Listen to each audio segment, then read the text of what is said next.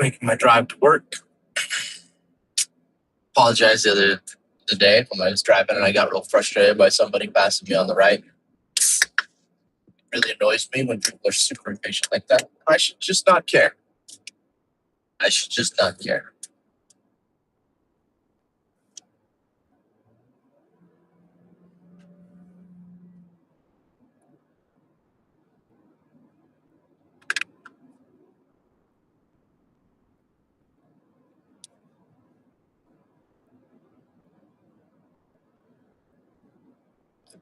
Anyway, what a party it's been. I did have to laugh following the news. I always try to stay informed. I just haven't been posting as much as you know, it's that big. Not that I post a ton, but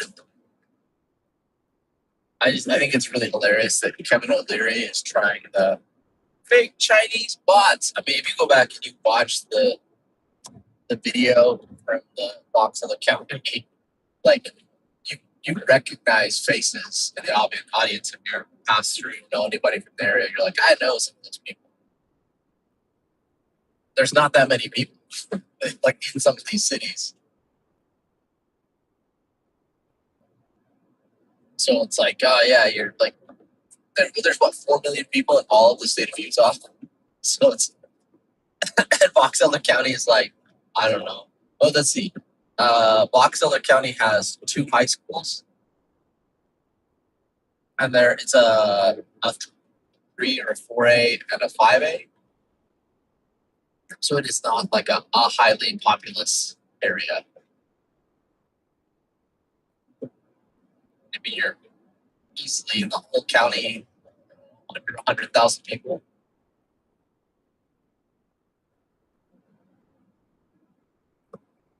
Maybe a little more.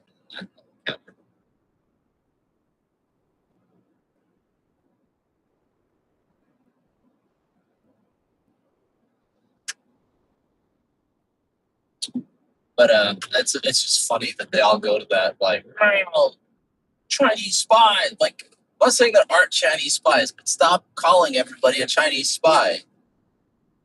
Unless they're actually a Chinese spy, like that mayor in California.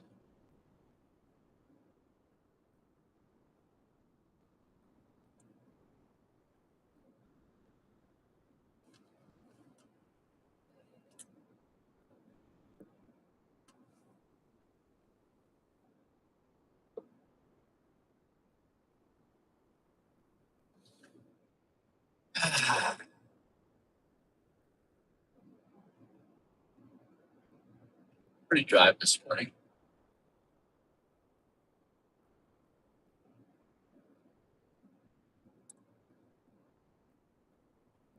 I think I'm just tired. Tired and frustrated. I haven't achieved what I thought I would achieve in life. And I'm not the kind of provider I was hoping I'd be.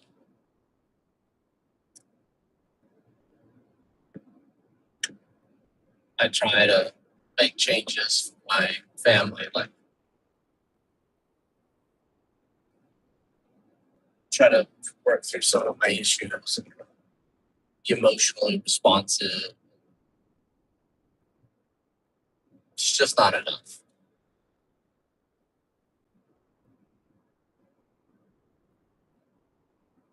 I guess I'm confused when people are successful because I just don't understand how to get there.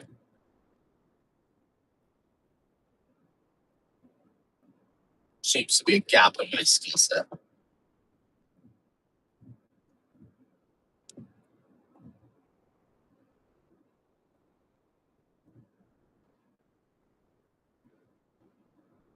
I guess I feel a bit like life is for me is I'm an NPC and out of somebody else's story.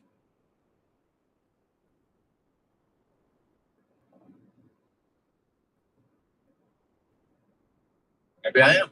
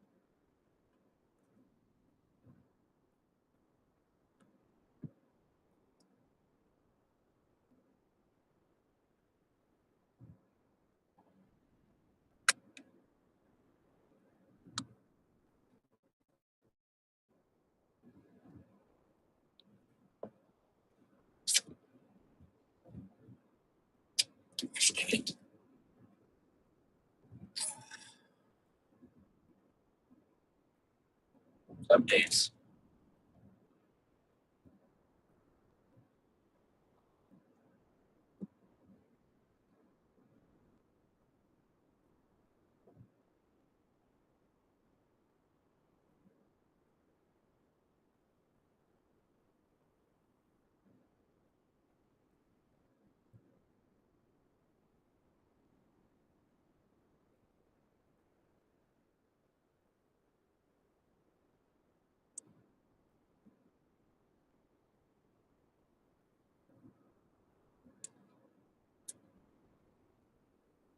Well, there comes a police officer. Opposite side going, I got someone pulled over.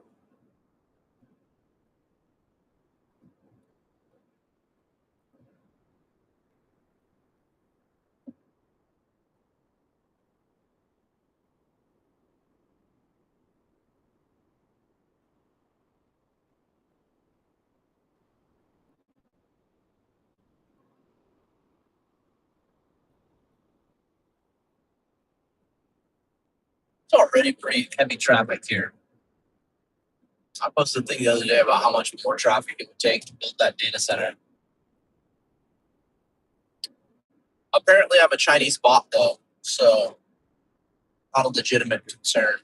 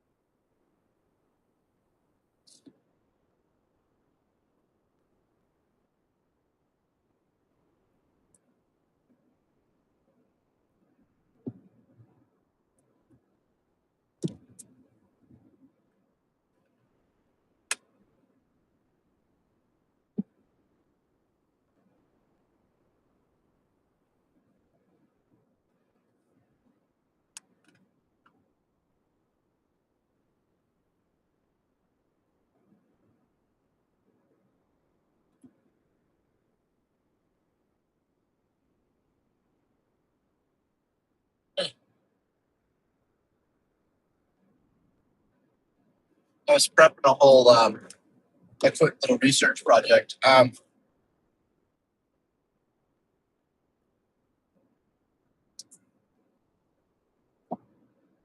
It rains like in Abu Dhabi every week because they do a ton of cloud seeding.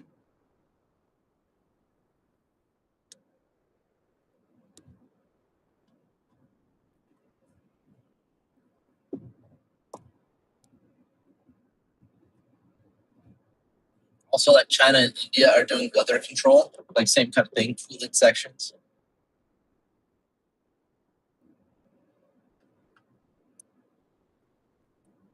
Which begs the question, like, we have all this global warming stuff going on. Correction, global climate change, because clearly the climate is changing. You say global warming, then you put a particular political context on it, which is unhelpful because people can't.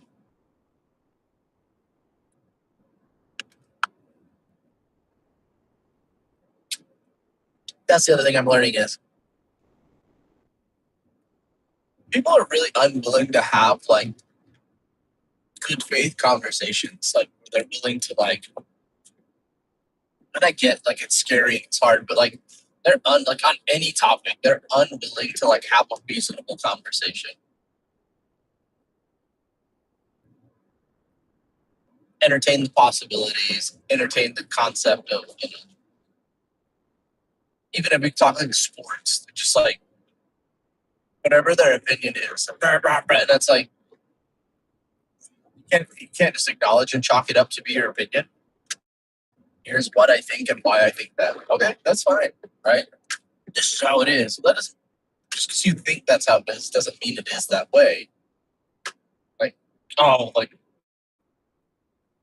I was having the great LeBron James, Michael Jordan conversation. It was like Michael Jordan and LeBron, like they're very different players, and they had different careers, right? And like LeBron James is like 2 inches taller and heavier and longer, right? And he's been dramatically more effective on the back half of his career. I think, however you want to classify the GOAT, the greatest of all time, he fits into that conversation, right? Like you're not having a conversation out of left field.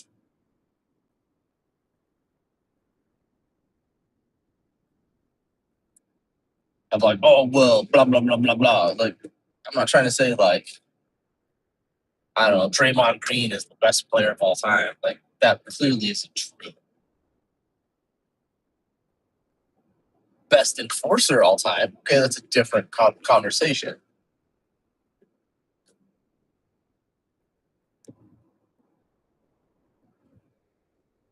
But like just engaging with people, like so many people are unwilling to like acknowledge their point. Like at some point say like, I like Michael Jordan better. He was the best player when I was a kid. He changed basketball, right? Kobe was really good. I think Kobe's, you know, he's on that Mount Rushmore, but I don't know that he is.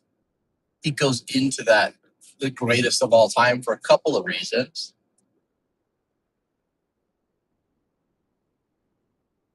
I think his ego was a little too like he was never able to be on the back seat, like take, you know, play off the bench, things like that. And that it hurt like because he would get his points, but it took him 10 minutes a game longer. Which in a game of like maximizing points, like the game changed around him and he didn't adapt to that by understanding less minutes could have been more for the team.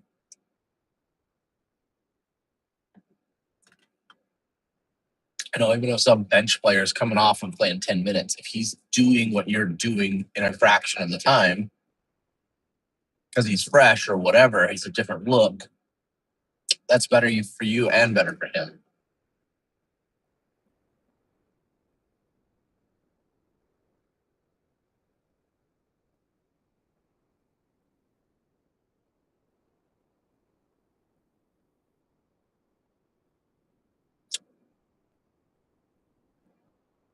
I was also doing something. Noticed the banks have had slowdowns in transactions. I don't know if anybody else has experienced this, but it used to be like swipe your debit card, and then during that day, like immediately it would show up as pending, so you knew it was pending, and then it would clear later. But like, and it was oftentimes like same day. But I'm noticing they've slowed that down a lot, and I have my conspiracy theories why. I actually think, um, I think there's a lot of banks that are in really really scary places and they're unwilling to admit so. And so what they're actually trying to do is make the cash hang in the bank even for just a day longer to make their books look better. Because I think not all, but I think there's a lot of banks that are potentially insolvent right now. Like they have more debt and they don't have any cash on hand. And so they are literally robbing Peter to pay Paul. So they're like making those funds sit in accounts just a lot bit longer. to try to hide that fact because a bunch of these banks did really bad car loans, like especially small medium banks or like anybody who did anything with Carvana or things like there's hundreds of billions of bad car loans out there that like they just were like the housing market crash is the car loans, right? Like and somebody I was watching something interesting the other day, a little tidbit came out. I'm like, oh, I wonder if that's true. They pointed out that there was the way they did the EV incentives. They didn't exclude leases for the EV incentives, and so he said like a lot of the people went out and got a lease on the EV incentive, got a lease on a EV, got the EV incentive on a lease, which was 3 years ago. So like coming up this year and next, you have hundreds of thousands of EVs that are coming back into dealerships that they're going to have to try to offload. Which I was like, that's fascinating. But that tracks. Like, I was tracking the car market because I'm a naysayer and the world's ending. I have long said that used car values are dramatically overinflated. And I would give my rationale and my reasoning as to why. And some people look at me like I was crazy, and some people are like, "Oh, you're an idiot." And I was like, "It's gonna collapse. It's gonna collapse." But then you see the Hertz rental car thing that they got saved and they prevented the market from collapsing, and then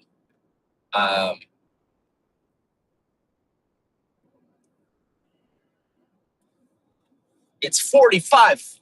It's 45. It's 45. You know what? Nope. Go ahead. Get around. I'm not doing it. I'm gonna lose my cool. Go do your thing. I wish there was a police officer here doing his job. It says 45 and they're doing 70.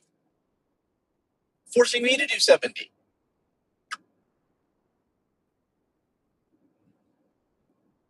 Speed suggestions. I'm 10 over and you're passing me.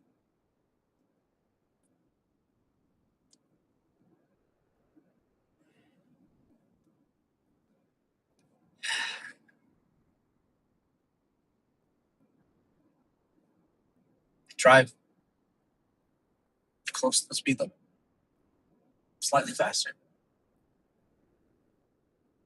I'm constantly checking, trying to make sure I'm not hanging out in the lane, slowing people down.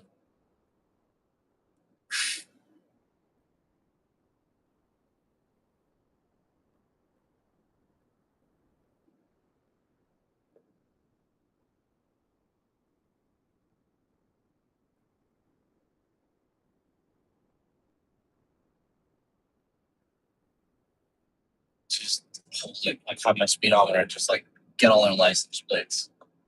Just send into state troopers and let them just give tickets out.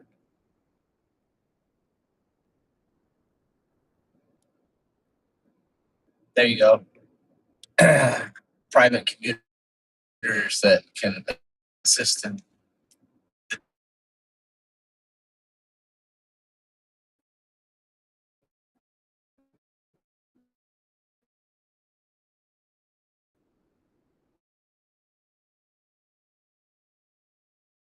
That never goes poorly.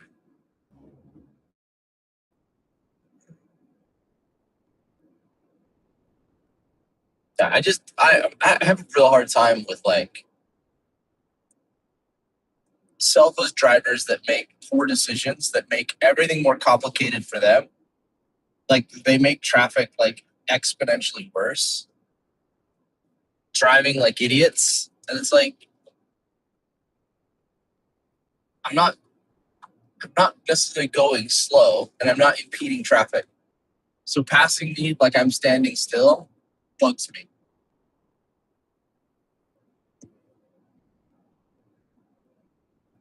But I care so much about just random, stupid things.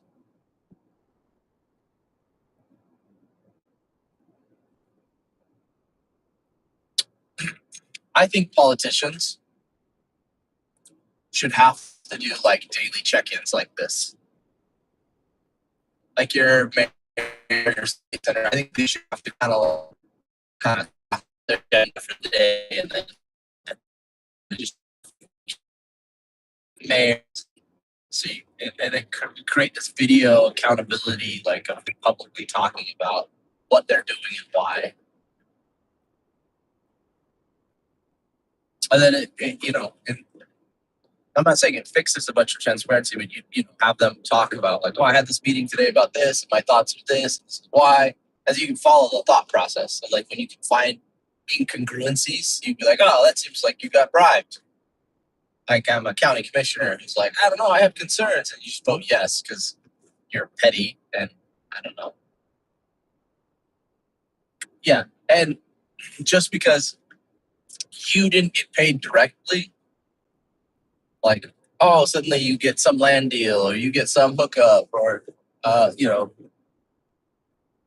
just watch it happen everywhere of like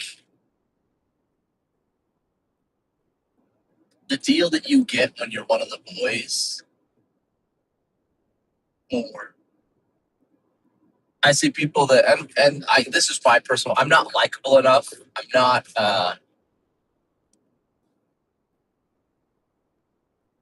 I'm useful, but I'm not one of those guys that's like the homie that like shows up and like, do whatever for you because I at least pretend like I'm kind of a rule follower, I guess. And so I like won't bend the rules for people. And so yeah, I'm not one of the bullies, right? Never have been. But like how they get like they'll get their buddy a job, whether he's qualified or not.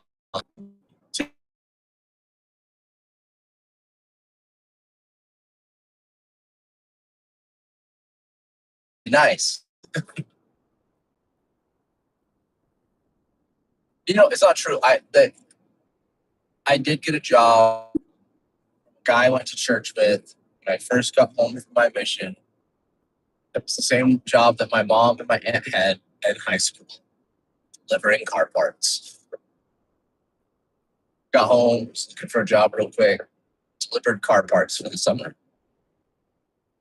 It's kind of cool though. Like, I mean, I got to like do inventory in a warehouse, so I learned a bit about that. Which I had already done.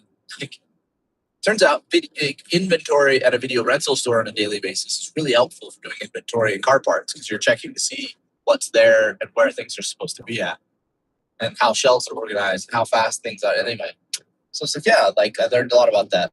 Checking, counting,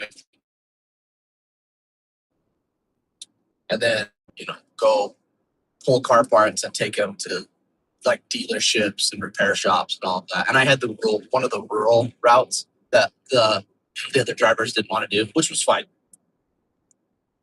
I did. So I went out to like a bunch of the farming communities like American Falls and Aberdeen and back. Like, so I just went this whole pathway and back every day. Unless they didn't have parts. And sometimes I didn't do it every day. So, because like if there wasn't runs out there, but there's enough shops out there that I'd run in parts. Anyway, to make a long story longer, that was a hookup job. Like it was nice. Like I got that job without a ton of work because it was a guy that lived down the street, owned a business. It was a good job. I learned a lot. But I've never had somebody be like, hey, like, let me change your life. Here's this job.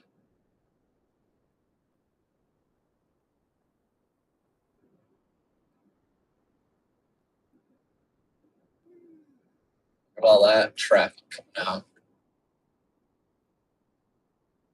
Anyway, so yeah, car market collapse is coming. I still am convinced that the housing market collapse is coming. I want to stand on my thesis. that because a lot of these banks and everybody own these homes, a lot of these family homes, but here, like it's the state of Utah, it's a lot of like boomers who own second, third houses, four houses, five houses. My prediction is with gas prices, they're going to have to start trying to unload some of these, or the ones that like grandpa and grandma died and the family's been holding onto the house trying to sell it for top dollar. That as families get pressed, they're going to have to start unloading these homes because they need the cash. And so that it's the same thing that was like what a short squeeze is now. You don't have enough buyers with enough money. It's the big one. So, and if you don't have enough buyers with enough money, then you're going to take the highest offer you can get. But now it becomes a race for the door of those buyers with the most amount of money who can get to them first. And now you have the race towards the bottom of everybody trying to find anybody who has that any amount of money to go ahead and buy this home at whatever price.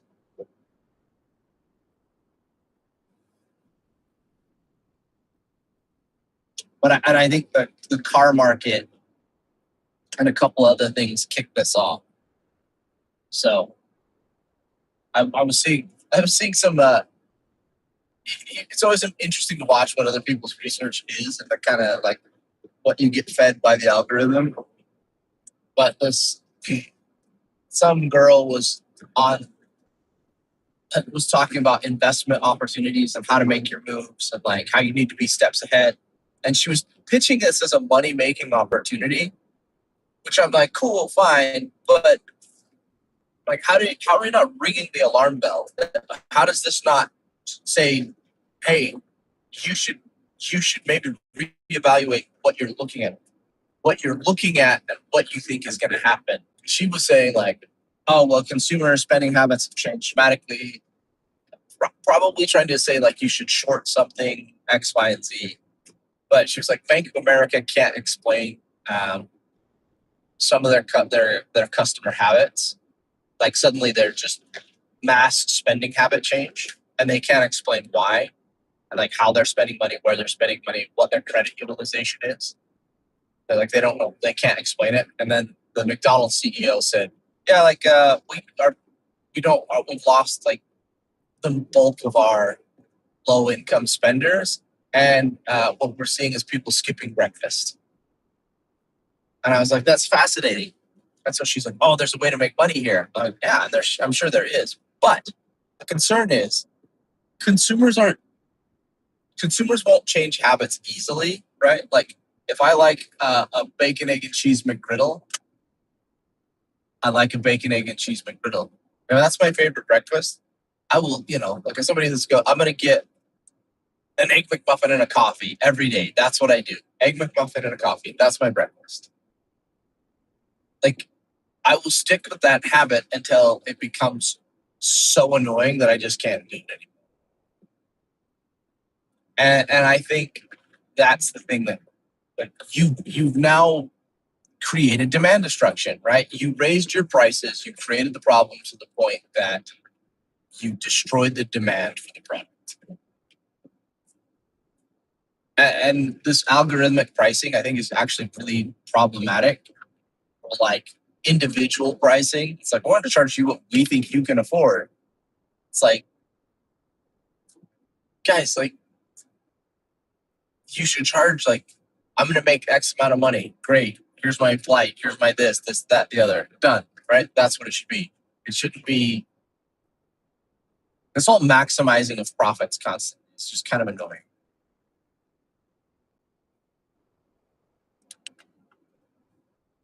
I made this argument at Best Buy years ago because they were like, "Oh, well, you need to give the card." I was like, "What's the card saturation rate in the area?" What?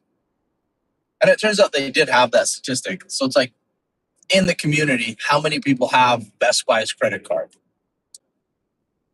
And I was like, what's the upward saturation limit in the best market in the country? And they looked at me like I was insane for asking questions like this. Why does that matter? Like, you're demanding that I do something, which is fine, right? Like, sure, I should do the thing. I will do the behavior, but I think having a realistic expectation of what the overall saturation rate would be would give you a better metric to work with. Oh, but you're just a dumb, retail geek squad agent. Yeah, I am. But when I try to apply principles I learn places, like these are the kind of things I ask questions on. It's like there's like the best cities are 10% saturation rate. So if you're at 10% saturation rate, why would you ever expect if the offer hasn't gotten better that you would ever get beyond that? And then you look at, all right, well, beyond that, what's free flowing cash in any community? Like how much cash that's able to flow free on hand is available in any community at the time? And they were like, well, why does that matter? I'm the idiot. I'm the floor level employee. I've never been a manager. I've never been these things because I'm not smart enough. I don't ask the right questions. It's like, okay, but if you don't understand how much free flowing cash is, like, do you have unrealistic metrics and budgets for what should be coming through your door, right? Oh, well, every year we should just sell more. No.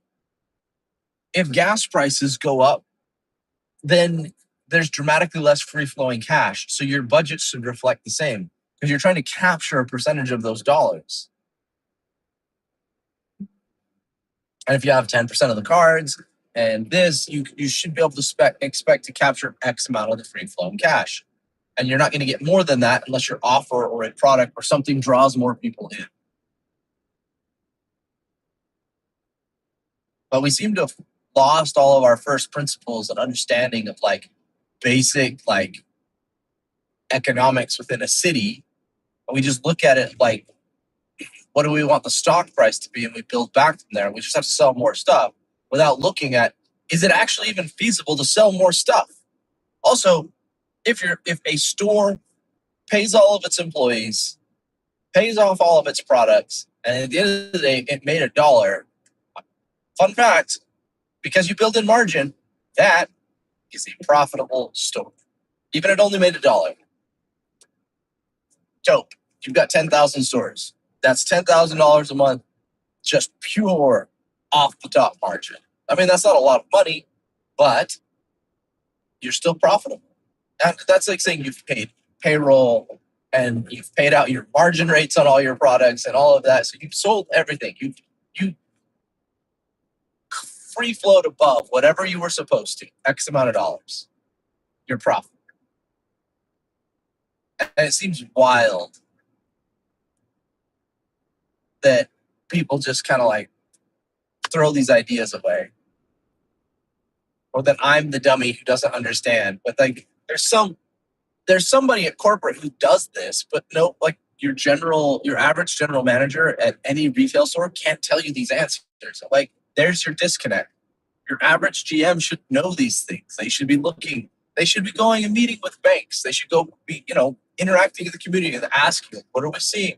Oh, hey, car dealership, what are you seeing? What are your economics look like? Oh, well, we're seeing a lot of more looky-loos. The model of car that people are going after has gone from new to used and da-da-da-da. Like, those would all be important things for you to push back up the chain to say, hey, some things have changed in my local market. It's kind of like the data center thing, right? Like the confluence of events, like, hey, we had probably one of the worst snowpacks in recent or Utah history. And then you want to put in a data center that's going to pull more groundwater out. And we're already talking about how to save the Great Salt Lake. And we don't even have that underhand. You're like, you know what we're going to do? We're going to do this because, it won't make anything worse. And it's like, well, we have to win this arms race. It's like, oh, but do we? But do we have to win this arms race? What's the cost to us of winning this arms race?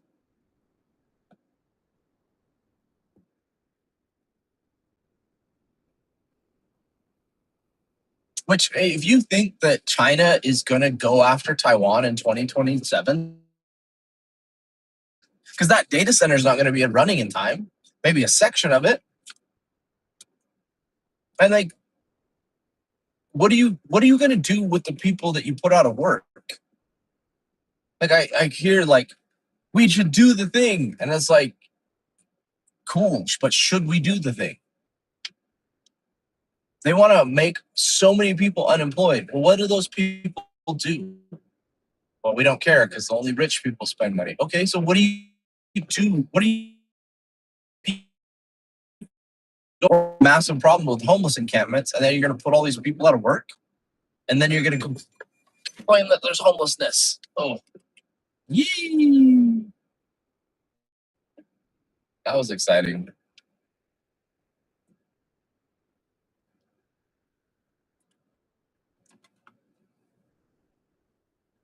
Anyway, there's my morning rant. I'm just a pretend deep thinker, though. I guess I feel like I understand and I want to know what's going on. I've always loved tinkering. I always wanted to be an inventor when I was a kid, but turned out I wasn't sciencey smart enough. So I mean, I'd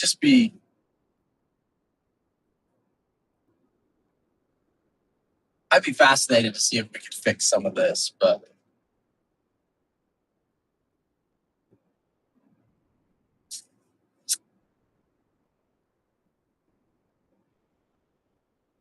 purple tar from Montana's. I don't know. I don't have the answers. Well, okay. It's like, for example, everybody tells me it won't work. I'm like, Democrats have universal health care. Like that's like just put everybody on like government health.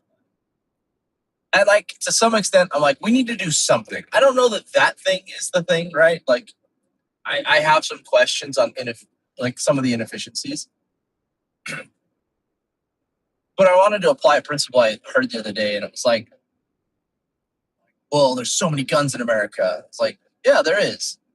And somebody said, well, with the amount of guns that we have, we need an American solution to an American problem, not a European solution to an American problem. And that kind of struck me. I was like, oh, that's an interesting way to phrase that. Of like, we're a country that has always had lots of guns. Guns are a massive part of our culture. Like we have, yeah, I mean, you can make arguments around it, but we have the right to bear arms. And so like, and we've kind of, for sportsmen and collectors and just for hobbyists and, and keep the government scared of you, I guess, we've basically said, yeah, people should be able to own guns. And I think there's a bunch to that. So like, we need an American solution to an American problem. So like, we never adopted socialism. We've kind of had this massive military. So maybe we need a different solution to the problem. So I was like, why don't the Republicans pitch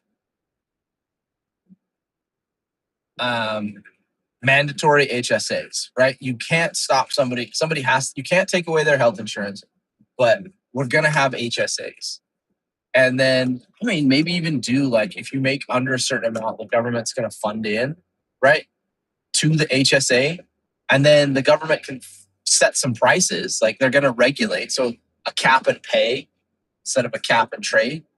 So like I want to encourage people to have about $4,500, $5,000 cash on hand for medical expenses, right? And we can make all the argumentation and all the things on what medical expenses are.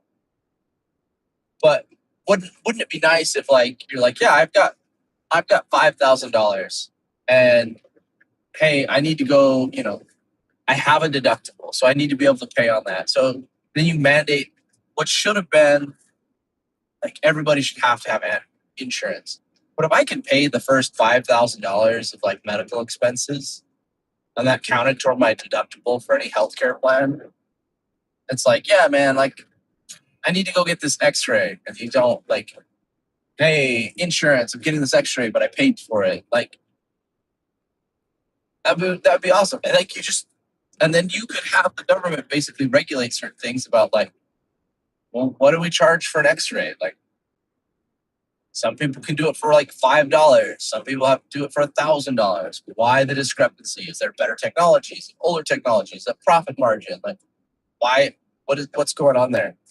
So like negotiating the price of drugs and doing things and then mandating people have these HSAs, I think would be a massive deal, right? To like a better health outcome. And certain countries I think we could take lessons from. I think it was like Ecuador, El Salvador, like they have like decent universal health care. But if you look at where they started, they have a much smaller population.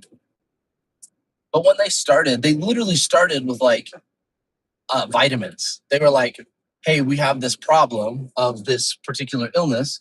Turns out it's a vitamin deficiency that fixes it. And so the government was just like, here, have free vitamins, everybody. And then they fixed that problem that direction. So I feel like some sort of like mixed solution that's like an American style solution of like, you can spend the money on your health care, right? Just have like a, government HSA account or mandate that everybody has, like banks and all these people have these HSA accounts. The government's going to regulate them, right? So if Sally's just trying to do like lip filler or Botox off of her HSA card, that's not a covered expense. That's on Sally, right? But like here's if I'm gonna take this card, I'm gonna swipe this HSA card, I better be on my P's and Q's. But just make it easier on people to spend like pay their health expenses. And then we can build from there, right? So like everybody has an HSA and they get $5,000 or $10,000 in it. The government's going to cap the amount of costs on certain things. Because like, why is an ER visit, $4,000? And we only go to the ER because healthcare is just bananas and it's hard to do any other way. So like lots of people end up going to the ER when they should go to the primary care. But if I could just pay my primary care out of pocket, I've had a bunch of things where I'm like, oh, I need to get this done. So I just go get it done. And I have it on my HSA.